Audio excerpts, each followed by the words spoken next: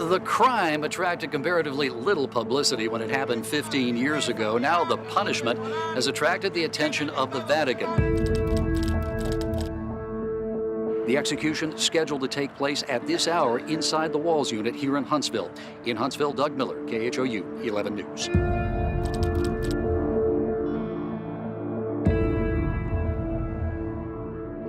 This is not TV, this is not a movie. They're really killing a guy back there. This has happened for real right now. The death warrant could be executed any time after 6 o'clock. The witnesses have already gone in. The process has begun.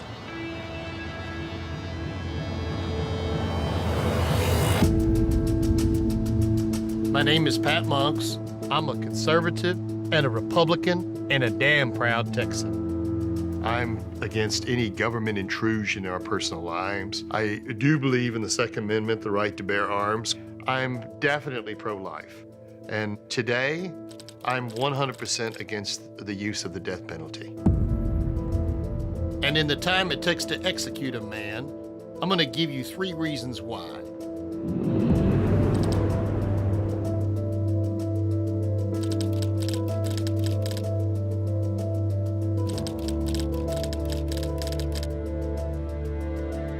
Ron Briggs is a conservative and a Republican. And in 1977, he and his family campaigned to reintroduce the death penalty in California, which now costs his state over $180 million a year. We thought that we would put a cover over California that would actually deter bad guys from murdering innocents. In 1978, there were 170 thereabouts death row inmates, condemned people. And today there's over 780. So we tripled the population of death row when we thought we would empty it. You have life without possibility of parole? Yes, we do. It's called Yard A. And the only way you get off of Yard A is being dead. If the guy's on death row, he costs about $141,000 a year to maintain. You take that same inmate and move him to Yard A, it's $41,000. So we got 780 prisoners times 100,000 that we could eliminate tomorrow if we put them in Yard A. Yes, sir. And that's just California. Wow. Okay, now, since 1978, do you know how many you've executed? 13. Did you think it'd be a deterrent to crime? Yes. Is it a deterrent to crime? No. We've tripled the population of death row. Certainly that's not a deterrent. What do you think the most effective argument that I can give to Republicans and conservatives in Texas on the death penalty issue? I would just say, think about a government program that costs you $187 million a year.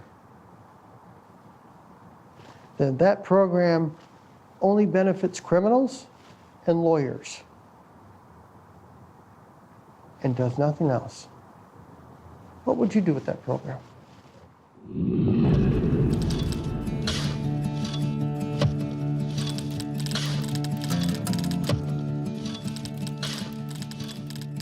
Mark White was governor of Texas from 1983 to 1987. He signed off on the executions of 19 men. These days, he's convinced that the death penalty is taking the lives of innocent people. I was in favor of the death penalty. I believe that it was a proper punishment for a horrible crime. And I thought we were doing a pretty good job of it. But we've learned over the years that we're not quite as good as I thought we were. We have literally several thousand people on death row. Studies have shown 4% may be innocent. The system has to be perfect. It's not. In 2005, Alfred Dewayne Brown was sentenced to death for murder. 10 years later, following the release of new evidence, he was exonerated of any involvement in the crime. Dwayne, what was it like to be in prison for a crime you didn't commit? You're on death row. You know, it's not like you're in jail. You get to see parole. You're on death row. The only thing you're gonna see is execution. His girlfriend testified before the grand jury that he was home when she left for work that day. and that he made a call to her at her workplace that morning. And there's a phone record there that's highlighted. That's the phone call that she testified about. The record was not turned over until 2013, 8 years after he was convicted. And you know where it was? It was in the home garage of the investigative detective who worked on the case. The whole time I had been telling my trial attorneys that I called my girlfriend. I wasn't there. They never was concerned about the phone records. They just said we couldn't get them and that was it.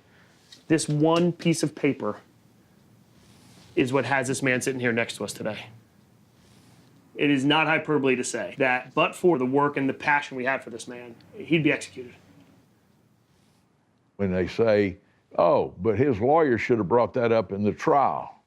Well, if this death penalty swings on the quality of a lawyer, I don't see how we can justify keeping the death penalty. The state of Texas and other states can be rightfully proud of doing justice. And justice means you do not execute innocent people.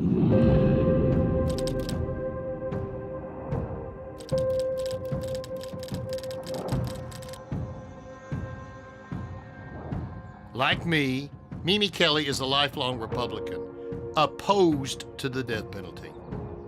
In 1985, her younger brother James was brutally murdered in Nebraska by Michael Ryan, the leader of a religious cult. Here's his death certificate, and see where it says multiple traumatic injuries.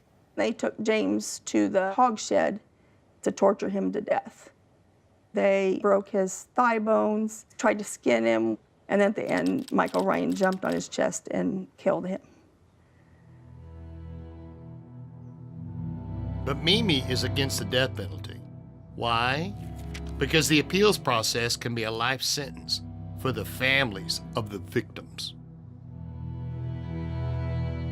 You're tied to this case and that murderer forever. It's your sentence as well as his. It's in the newspaper, and you have to think about those details all the time. You really want to have James rest in peace. And you don't get to because of all those appeals. Just walk in my shoes a little bit. Walk in the next family's shoes. And that's why we have to get it right now. So the next case, they don't have to do what we've had to do.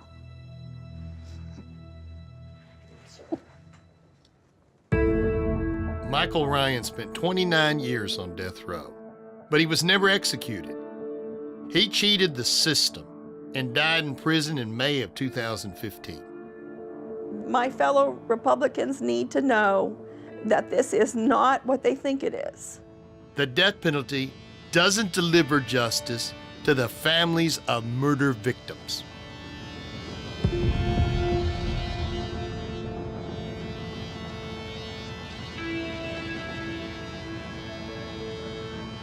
Offender Richard Masterson was executed tonight. A lethal dose of pentobarbital was administered, and Masterson was pronounced deceased at 6:53 p.m. That's the 532nd execution in Texas since we reintroduced the death penalty 38 years ago. Like a growing number of conservatives, I think that's enough. It doesn't protect society. It doesn't save money. It doesn't give closure to the family members. It's just an archaic system that we can no longer afford.